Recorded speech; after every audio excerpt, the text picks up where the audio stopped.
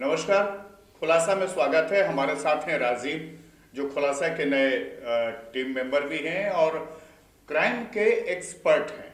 आज हम लोग आपको एक घटना के बारे में बताएंगे और हम दोनों डिस्कस भी करेंगे कि क्या बिहार में इस तरह की कोई घटना पहले हुई है, जब एसपी का जो सरकारी मोबाइल है वो किसी कॉल गर्ल सप्लायर के पास बरामद हो और उसके बाद जो है तहलका मच जाए और ये माना जाए कि पुलिस वाले सिर्फ पैसे लेने में, घुसखोरी में भ्रष्ट नहीं हैं, वो अपने अय्याशी के लिए भी बदनाम है। आपको पता है राजीव, आप तो क्राइम को बहुत नजदीक से देखते रहे हैं कि बिहार में कई पुलिस वाले अय्याशी के कारण पकड़े गए, उनकी पिटाई हुई। सिवान की घटना, खास करके एक घटना आपको बताना चाहेंगे, आपको याद भी होगा कि बेतिया में जब एक पुलिस वाले को लोगों ने रंगे हाथ पकड़ लिया तो 2 घंटे तक बंधक बनाया था। कई घटनाएं हुई जिस तरह की। ये जो पहले मधेपुरा की घटना है, ये क्या है घटना, पहले इसको आप थोड़ा सा डिटेल कर दीजिए दर्शकों को, ताकि दर्शक पूरे मामले को समझ पाए। अभी घटना की जांच हो रही है और जांच क्या कहें, आशंका होती है कि कहीं ये जांच की जगह लीपापोती ना हो जाए इस पूरे घटना को लेकर के। यह घटना बिहार पुलिस को शर्मसार कर देने वाली है कि जब मधेपुरा के एसपी अवकाश में जाते हैं, छुट्टी में जाते हैं, तो वो अपना मोबाइल अपने अधीनस्थ डीएसपी मुख्यालय को सुपुर्द कर, यानी हेडक्वार्टर जो होते हैं डीएसपी हेडक्वार्टर, हर जिले में डीएसपी हेडक्वार्टर का पद होता है, जो एसपी के अनुपस्थिति में वो प्रशासनिक तौर पर वो वहाँ एक्ट करता है एसपी के गैरहाजिरी में। तो एसपी साहब जाते हैं छुट्टी में और उन्होंने अपना मोबाइल अपने अधीनस्थ डीएसपी को सौंप दिया था। लेकिन जब एसपी साहब का वो मोबाइल गाहे बगाहे, पता नहीं वो किस घटनाक्रम का वो होगा, वो फेरा होगा कि वो मोबाइल चोरी चली जाती है। और जब चोरी चली जाती है और जब वो मोबाइल ट्रेस होता है तो वो एक सेक्स रैकेट चलाने वाली महिला के पास से वो मोबाइल रिकवर किया जाता है। और वो जो सबसे इस मामले में वो सेक्स वर्कर सप्लाई करने वाली जो महिला है, उसका बयान बिहार को चौंकाने वाला है, बिहार को शर्मसार करने वाला है। मैंने राजीव, इसको इस रूप में भी आप कर सकते हैं कि जो एसपी ने अपना मोबाइल डीएसपी को हैंडओवर किया क्योंकि वो छुट्टी पे जा रहे थे, उस मोबाइल पर जब कोसी रेंज के डीआईजी ने फोन किया कोई बात कहने के लिए, तो वो मोबाइल ऑफ मिला।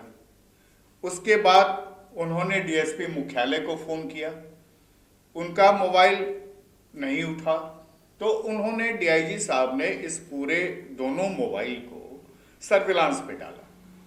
सर्विलांस पे जब डाला तो पता चला कि एसपी का मोबाइल जो है वो सहरसा के लोकेशन पे है। जब डीएसपी के मोबाइल को सर्च किया गया तो वो भी सहरसा में मिला। यानी कुल मिला के ये कह सकते हैं कि जब 2 बड़े पुलिस के अधिकारी का मोबाइल अपने जिला से बाहर मिले तो निश्चित तौर पर डीआईजी को चौंक जाना चाहिए था। डीआईजी साहब चौंके, डीआईजी साहब ने उसकी जांच कराई तो पता चला, जैसा आप बता रहे हैं राजीव, कि वो मोबाइल जो है सेक्स रैकेट चलाने वाली एक महिला के पास मिला है। वो महिला सहरसा के रिफ्यूजी कॉलोनी में रहती थी। अब इस पूरे मामले से राजीव आप बताइए, आप तो पुलिस मुख्यालय भी देखते रहे हैं, कि पुलिस को शर्मसार होना चाहिए या अपने ऊपर लगे दाग को मिटाने के लिए क्या करना चाहिए? पुलिस को शर्मसार होना चाहिए, उस महिला के बयान पर शर्मसार होना चाहिए। वो महिला ने जो बयान दिया है पुलिस के पूछताछ में, वो बिहार पुलिस को शर्मसार करने वाला बयान है। वो महिला कह रही है कि मैं डीएसपी साहब के घर पर लड़कियां सप्लाई करती थी। एक काम करते हैं, पहले आपको ये पूरा का पूरा जो महिला का बयान है हम उसे दिखाते हैं। से चलाते थे, मेरा कोशिश से चलाते थे, तो 4 दिन 5 दिन से पैसा नहीं, उसको मोबाइल ले मोबाइल उसको पैसा नहीं, काम कर ले कि पैसा नहीं देते थे सर, इसीलिए उसको मोबाइल उठाया गया। और लड़की का नाम है? सारा कुछ हमारी तो बच्चे में है उसका घर। नाम पता लिखा उसका? रेखा नाम है वो। नाम पता लिख लिया है? ब्राह्मण है। लिखा ना रेखा क्या? रेखा देवी नाम कुमारी है इधर भैया कितना साल की होगी? नाम बताओ जो लड़की का। इसी का सर कई बार ले गई है ऐसे तुम? 4 बार 4 बार। तुमको कितना रुपए मिलता था? हमको 200 रुपया मिलती है। 4 बार कई बार पैसा मिला, कई बार पैसा नहीं मिला? पैसा एक बार फर्स्ट बार पैसा दिए थे 300 रुपया। बाकी रहा? हाँ तो 100 रुपया हमको दिया 200 रुपया। और कितना लड़की को ले जाती है? और कहाँ तुम क्या करती हो? मतलब कहाँ लेके जाती हो? हम एक दो घर और हम काम करते छोटा बर्तन और कहाँ भेजती है लड़की? बस मुझे पूरे भी गाड़ी था 100 रुपया उसका नाम बोलिए कोई मैं और कहीं भेजती आरती वाला और हमारा कहाँ जाती है? रमेश भगत जो बोला था उसको ना फोन किया कहाँ और कहाँ भेजती है? शारदा में कभी भेजती है? कहाँ से हम छोड़ दिए सर कहाँ भेजती है? सर पहले हम भेजते थे किससे? कोई जगह की कोई हमको फोन करते थे ना कि पहुँचा दीजिए सिनेमा हॉल पर मेरा को जगह फोन करते थे ना पहुँचा देते थे अब हम छोड़ दिए उसी होटल में जाती थी? हाँ आप छोड़ दिए थे सर उस दिन भी गई थी जापान कॉलेज हाँ वो तो मधेपुरा तो गए थे इधर सहरसा वाला धंधा छोड़ दिए अरे मधेपुरा में किससे पूछते सहरसा हुए शर्ट बड़ा सिलाई रमेश भगत ने आरटीएम जराती है मुझे बता सकते हो आराम हाँ वो भी कभी का बोला आराम का है वो आरटीएम है वो आरपीएफ में जो मुटका है लंबा हाँ हाँ हाँ मधेपुरा में? हाँ रमेश भगत ने सहरसा से बदल गए है ना? हाँ सहरसे से भी गई है मधेपुरा में और उनको पहचानती है?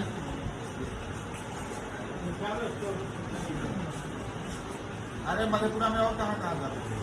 अब हम कहीं का हुए हॉस्पिटल में कार्ड है ना हॉस्पिटल में कार्ड है रात को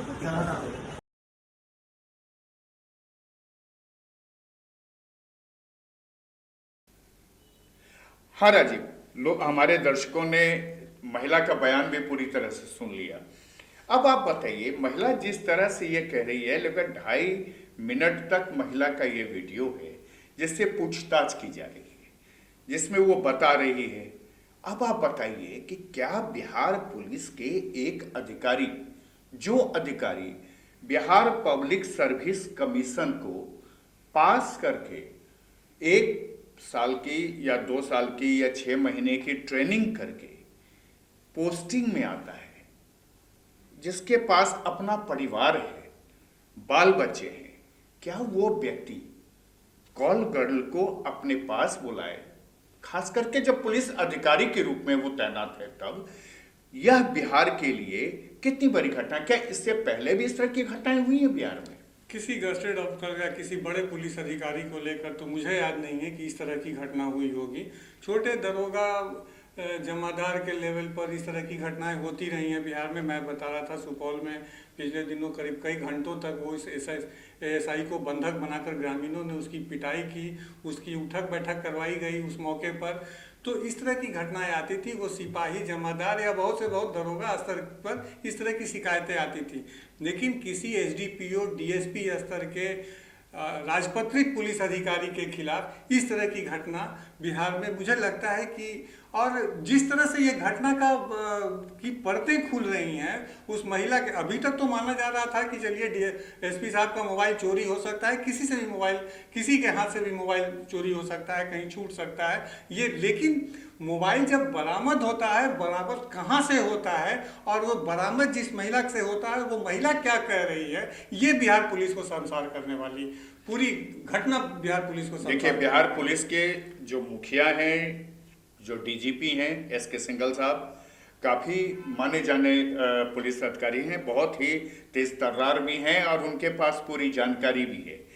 जो सहरसा के डीआईजी हैं शिवदीप लांडे, वो भी बहुत तेज तर्रार पुलिस अधिकारी हैं और उनके बारे में ये कहा जाता है कि हर मामले की वो जो जांच करते हैं, जांच में वो कहीं से भी भेदभाव नहीं करते हैं। लेकिन बिहार में जब से इंडिपेंडेंस मिला है और अपनी व्यवस्था यहाँ कायम हुई है, बिहार एक राज्य के रूप में पूर्ण रूप से आया है, आज तक तो मुझे नहीं लगता है किसी एसपी का मोबाइल या किसी बड़े अधिकारी का मोबाइल किसी कॉल गर्ल रैकेट के पास, उसकी जो सप्लायर है, उसकी जो मुखिया है या रैकेट की जो संचालिका है, उसके पास बरामद हो। अब तक तो मुझे नहीं पता है, क्योंकि राजीव आप भी जानते हैं और हम लोग ये इस बात को इतने दिनों से देखते रहे हैं कि पुलिस का काम अनुसंधान करना होता है, जांच करना होता है, सच्चाई को सामने लाने वाली बात होती है। लेकिन वो पुलिस अगर कॉल गर्ल को बुलाए, उसके साथ अपनी रात गुजारे, 300 रुपए 1 घंटे के लिए, उससे ज्यादा के आवर के लिए 500 रुपए, और वो भी एक बार पैसे दे और उसके बाद संचालिका जिस तरह से आरोप लगा रही है, हालांकि हम इस वीडियो की पुष्टि नहीं कर रहे हैं, इसलिए नहीं करते हैं कि यह वायरल वीडियो है, लेकिन जिस तरह से वो आरोप लगा रही है, खुलकर कह रही है कि उसको जब पैसे नहीं दिए गए, एक बार पैसा मिला और उसके बाद उसको पैसे नहीं मिले, और उसके बाद जो कॉल गर्ल थी उसने डीएसपी के तकिए के नीचे से वो मोबाइल उठा लिया और पैसे के एवज में मोबाइल छुड़ाया ताकि उसको पैसे मिल जाए। अब आप समझिए कि बिहार पुलिस अपराध को रोक पाने में सक्षम नहीं है। बैंक लूट, हत्याएं, मर्डर, लूट, किसी तरह छिनतई, ये सारी घटनाएं बिहार में रोज चरम पर है। इसके लिए राजनीतिक दल एक दूसरे पर आरोप प्रत्यारोप भी करते हैं, लेकिन एसपी का मोबाइल कॉल गर्ल रैकेट संचालिका के पास मिलना कितना बड़ा अपराध हो सकता है? प्रशांत जी, आपका भी काफी लंबा अनुभव है और हमसे भी अधिक अनुभव है आपका पुलिसिंग को लेकर के। पुलिस में एक कहावत काफी प्रचलित है कि आपका समाज जैसा होगा, आपकी पुलिस भी वैसी ही होगी। तो आप हमारे समाज की जो गिर रही है उसका जो उसके विचार का स्तर या जो हमारे रहन सहन का स्तर या हम जिस तरह से नीचे जा रहे हैं, तो पुलिस को हम उससे अधिक अलग, समाज से अलग करके नहीं देख सकते हैं। जैसा समाज है हमारा भी, पिछले दिनों ही एक मेरी खबर काफ़ी चर्चित हुई थी जिसमें मैंने ये किया था कि थानों के मालखानों में रखी शराब गटक गए चूहे।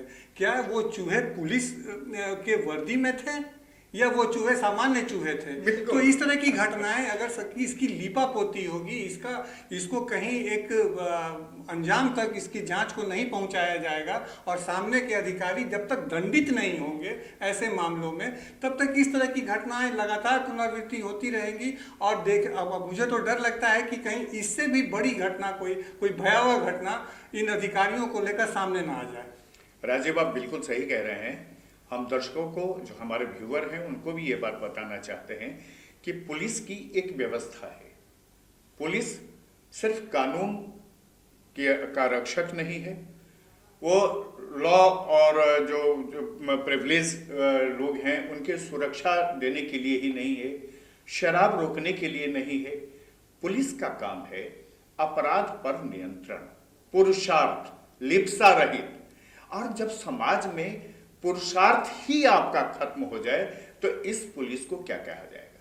लेकिन बिहार में जो व्यवस्था है, सुशासन की सरकार है, बहुत अच्छे डीजीपी हैं, जो सहरसा के डीआईजी बहुत ही तेज तर्रार हैं।